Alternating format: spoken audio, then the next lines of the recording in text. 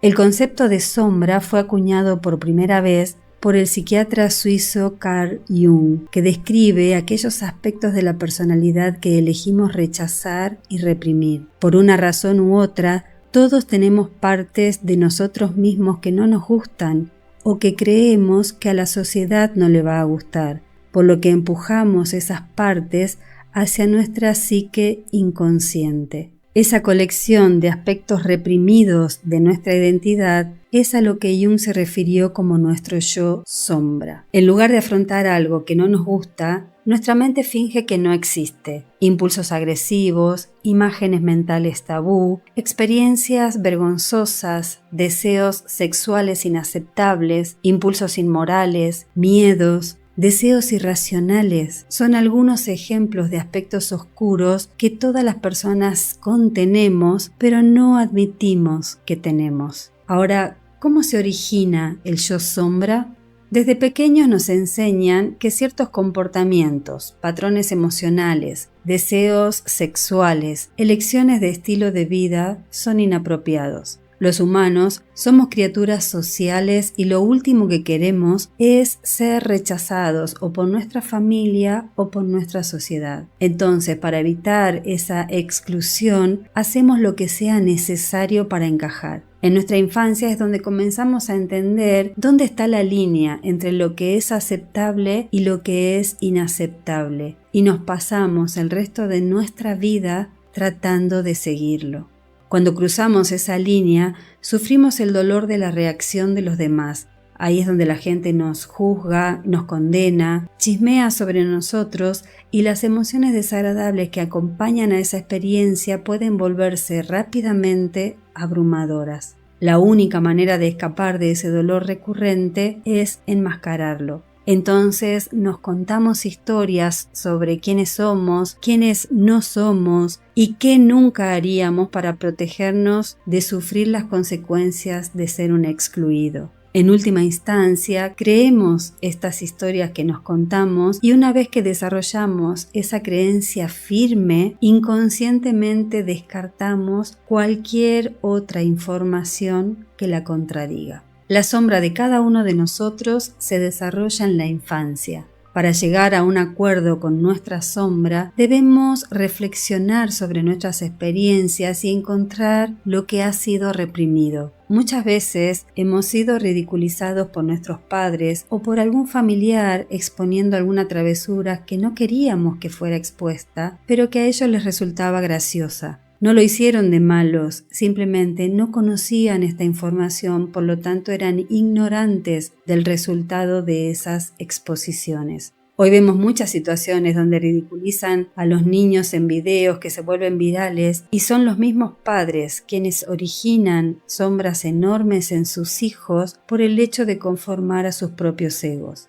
También surgen sombras cuando vivimos situaciones de rechazo, la burla de nuestros pares en la escuela, la burla de algún profesor delante de nuestros compañeros, o cuando vivimos situaciones de abandono, de exclusión e injusticia. Pero, ¿cómo podemos identificar el comportamiento de nuestra sombra? Ver en los demás lo que no admitimos que también está dentro de nosotros es lo que Jung llama proyección. Ver la sombra dentro de nosotros es extremadamente difícil, pero somos muy buenos para ver rasgos de sombras indeseables en los demás, y a decir verdad, nos deleitamos con ello. Nos encanta resaltar las cualidades desagradables de los otros, nos encanta chismorrear, humillar, formar grupos internos y excluir a otros de ese grupo. Siéntense en cualquier escuela o en cualquier entorno laboral y verán esto en juego. La proyección nos ayuda a ver nuestra oscuridad en los demás. Una forma en que todos experimentamos esta dicotomía entre rechazo y proyección, por ejemplo, es cuando nos cuesta admitir que estamos equivocados.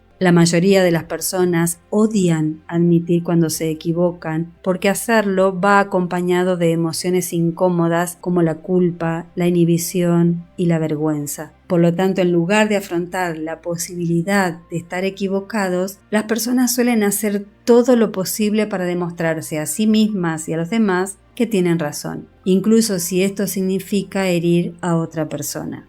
La ira irracional es otra de las indicaciones más comunes de que tu sombra se está activando. Cuando te enojas mucho rápidamente o criticas de manera furiosa a alguien o arremetes agresivamente antes de pensar en una situación. Es posible que más tarde te des cuenta de la irracionalidad de tu enojo o de tus acciones, pero aún así no podés deshacerte del sentimiento de enojo, por lo tanto no podés aceptar lo que hiciste. La culpa es otra emoción compleja de desentrañar. La famosa señora culpa es la pesadilla de la psique occidental. Bastante seguido nos sentimos culpables por cosas de las que no deberíamos sentirnos culpables, mientras ignoramos la culpa que sí deberíamos sentir cuando dañamos a los demás. La culpa en Occidente está internalizada culturalmente porque compartimos una sombra colectiva que viene de generaciones de condicionamiento. El haber nacido con el pecado original inserto ha generado sombras gigantescas en la mente de muchas personas que no logran convivir de manera amable ni con su sexualidad ni logran aceptarse plenamente. Viven dentro de culpas colectivas y autodesprecio que han trascendido sus orígenes religiosos generación tras generación. El miedo o la ansiedad son emociones que la sombra contiene con nuestros instintos de supervivencia. Cuando nos sentimos amenazados, la sombra asoma la cabeza lista para saltar en nuestra defensa. También están los pensamientos oscuros. ¿Alguna vez has tenido un fuerte deseo de darle un puñetazo a alguien en la cara? ¿O alguna vez has imaginado que le suceden cosas horribles a alguien que te ha hecho daño? Quizás te hayas despertado de sueños violentos o has salido de un sueño en el que imaginabas escenarios inquietantes. La verdad es que todos tenemos pensamientos oscuros en alguna ocasión y su presencia en nuestra mente es una señal de que nuestras sombras están vivitas y coleando. Las conductas impulsivas suelen ser también características de nuestra sombra. Esta característica se ve muy seguido sobre todo en la fila de las cajas de los supermercados. Cuando alguien pierde el control y sin filtros maltrata al cajero, impone su poder frente a una persona que está imposibilitada para defenderse porque puede perder su trabajo. Actuar o hablar por impulso significa que tu sombra saltó y tomó el volante por un momento, simplemente para complacer a tu ego de ser más poderoso.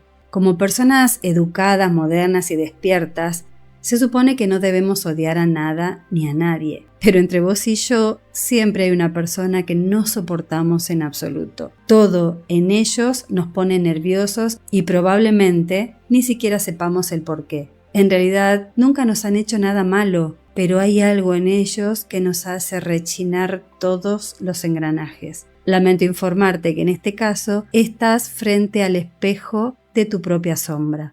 El comportamiento obsesivo también te habla de tu sombra. ¿Sos de esas personas que necesita que las cosas se hagan de una manera en particular? ¿Te gusta microgestionar a los demás? ¿Sos de esos que siempre tienen que saber qué hacen las otras personas en todo momento? ¿Te pones en modo acosador cuando estás enamorado de alguien? Todos estos impulsos se reducen a una necesidad obsesiva, la necesidad de controlar. Y la obsesión es el reino de las sombras. Te acabo de presentar algunos de los escenarios más comunes en los que aparece tu sombra, para que puedas identificarlas de algún modo y empezar así a tratar de gestionarlas. Seguramente te estarás preguntando si se puede ser una buena persona y aún así tener un lado oscuro. Y la respuesta es, claro que sí, es lo que somos, es lo que nos hace humanos. Además, Carl Jung dice que todos tenemos un monstruo dormido en nuestra mente al cual tenemos que aprender a domar antes que despierte. La solución que nos propone Jung es que el individuo se someta a un trabajo con la sombra. Lo que reprimimos no desaparece, sigue vivo en el inconsciente y a pesar de lo que nuestro ego quiera hacernos creer, la mente inconsciente es la que realmente dirige el juego. Por eso tenemos que aprender a reconocer nuestras partes oscuras para poder gestionarlas cuando opten por liberarse. ¿Podemos entonces liberarnos de la sombra? Sí, siempre y cuando tomemos conciencia cuando la sombra habla o acciona por nosotros. Te dejo un ejemplo que lo ilustra mejor. Un empleado, que muestra buena cara en su trabajo, tiene un jefe muy autoritario que le grita y lo humilla continuamente, pero él piensa que tiene que aguantarlo porque es su trabajo. Al terminar su jornada laboral y llegar a casa, se encuentra con un objeto en mitad del pasillo con el cual tropieza y entonces le grita desaforadamente a su pareja que tiene la casa muy desordenada. Esta reacción que él tuvo es la sombra trasladando la injusticia en la persona equivocada. Por lo tanto, todos los aspectos reprimidos tarde o temprano se acaban manifestando de forma inadecuada en nuestras vidas, generándonos efectos nocivos para nuestra salud mental y lastimando nuestras relaciones. El trabajo de la sombra, entonces, es el proceso de hacer consciente el inconsciente. Al hacerlo, tomamos conciencia de nuestros impulsos inconscientes y luego podemos elegir si actuar en consecuencia y cómo hacerlo. Comenzamos este proceso cuando damos un paso atrás de nuestros patrones normales de comportamiento y observamos lo que sucede dentro de nosotros. La meditación es una excelente manera de desarrollar esta capacidad de alejarnos de nosotros mismos, con el objetivo de adquirir esa capacidad de hacerlo a medida que avanzamos en nuestra vida cotidiana. Les voy a dejar por aquí 5 preguntas de autoindagación para tomar conciencia de lo que es la sombra. Háganse estas preguntas en un momento de silencio e introspección para escuchar mejor su propia voz interior. La primera pregunta es: ¿qué quiero cambiar de otra persona que realmente me molesta? ¿Qué es lo que más me enfurece o me hace enojar? ¿A qué le temo más? ¿Qué me niego a aceptar de los demás? ¿Qué me niego a aceptar de mí?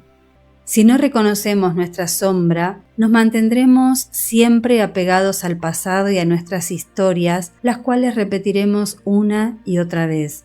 Reconocer nuestra sombra no es una tarea fácil, pero tenemos que saber que hacerlo nos va a permitir encontrar nuestro bienestar, nuestra plenitud, nuestro verdadero yo. Cuando trabajás para sanar e integrar tu sombra, descubrís que dejás de vivir de manera tan reactiva e inconsciente y por esto lastimás mucho menos a los demás.